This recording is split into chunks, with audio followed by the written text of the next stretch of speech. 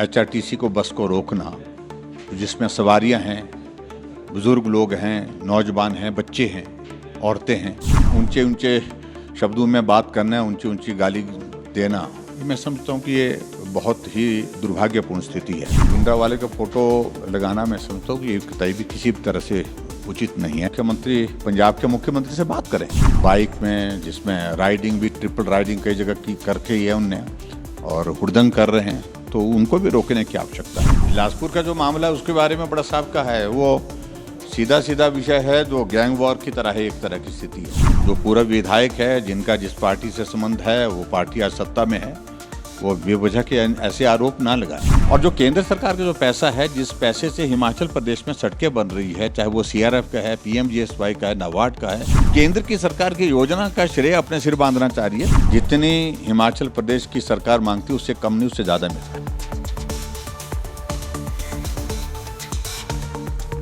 हिमाचल प्रदेश विधानसभा का बजट सत्र चला हुआ है और विपक्ष कई मुद्दे उठा रहा है। आज एक नया मुद्दा जो है वो यहाँ पर उठा है। हमारे साथ विपक्ष के नेता जयराम ठाकुर जी हैं। सर, ये जो पोस्टर लगे हैं एचआरटीसी बस में, आपने सदन में मुद्दा उठाया है, क्या कहा है सरकार ने? देखिए, ये मामला बहुत गंभीर मामला है और तलवारों के साथ रास्ता रोक करके एचआरटीसी को बस को रोकना, जिसमें सवारियां हैं, बुज़ुर्ग लोग हैं, नौजवान हैं, बच्चे हैं, औरतें हैं, और उनके सामने ऊंचे ऊंचे शब्दों में बात करना, ऊंची ऊंची गाली देना, ये मैं समझता हूँ कि ये बहुत ही दुर्भाग्यपूर्ण स्थिति है।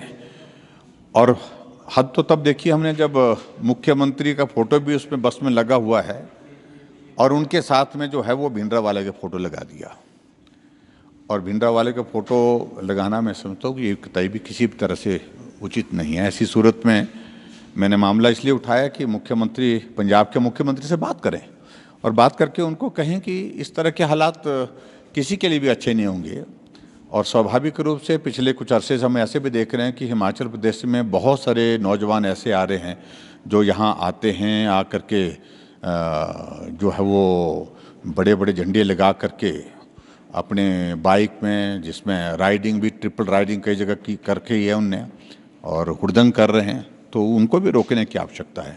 कानूनी कार्रवाई एक पार्ट है, लेकिन उसके साथ साथ में मुझे लगता है कि इसमें वहाँ के मुख्यमंत्री से, पंजाब के मुख्यमंत्री से बात करके इसका रास्ता निकालना चाहिए। सर, जब से पंजाब में सरकार बदली है, इस तरह की गतिविधियां जो है हिमाचल प्रदेश में बढ़ी है, इसके पीछे क्या वजह मानते हैं? देखिए, इसमें सबसे बड़ी बात है कि जो जिस दल की पार्टी है, मतलब सरकार सत्ता में वहाँ पर पंजाब में है, उनको एक इस तरह की एक आदत बन गई है जो भारत के पक्ष में नहीं, भारत के संविधान के अनुरूप नहीं, भारत की अस्मिता के रूप में नहीं, भारत की संस्कृति के अनुरूप जो है वो बात करने का उनका जो है वो स्वभाव बहुत ज़्यादा रहा नहीं। ऐसी चीज़ों को पनपने के लिए उनका योगदान रह रहा है और ऐसे हालात में इस मामले को गंभीरता से लेना चाहिए, मुझे लगता है। सर, कानून व्यवस्था के ऊपर भी सवाल उठाए आपने, जिस तरह से बिलासपुर में मामला हुआ है।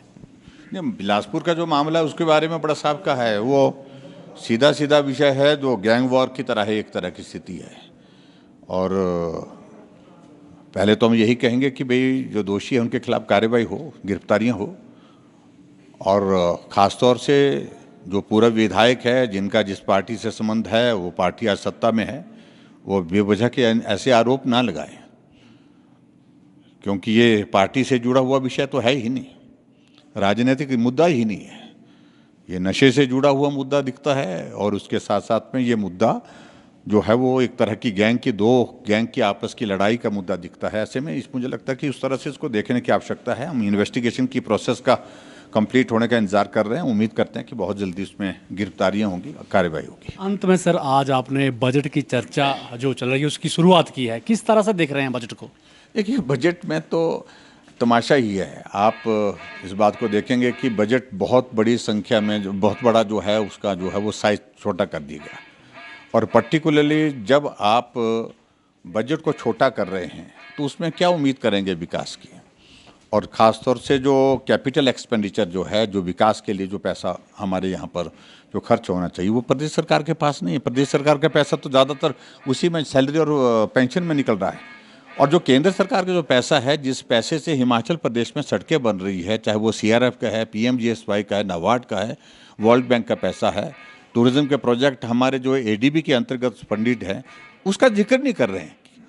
और सरकार, केंद्र की सरकार की योजना का श्रेय अपने सिर बांधना चाह रही है। तो हम इस बात को ज़रूर कहे हैं कि कम से कम केंद्र सरकार का पैसा है, केंद्र सरकार के पैसे को उसी रूप में बजट बुक में प्रस्तुत करना चाहिए कि हम डेवलपमेंट में केंद्र सरकार का ये पैसा इस प्रकार से इस्तेमाल करेंगे। लगातार सरकार ये कह रही है कि केंद्र से मदद नहीं मिल रही है। देखिए, वो सच्चाई है, हमने आंकड़े आपके सामने प्रस्तुत किए हैं। केंद्र सरकार से कितना पैसा मिल रहा है, लगातार पैसा मिल रहा है, और जितनी हिमाचल प्रदेश की सरकार मांगती है उससे कम नहीं, उससे ज़्यादा मिल रहा है।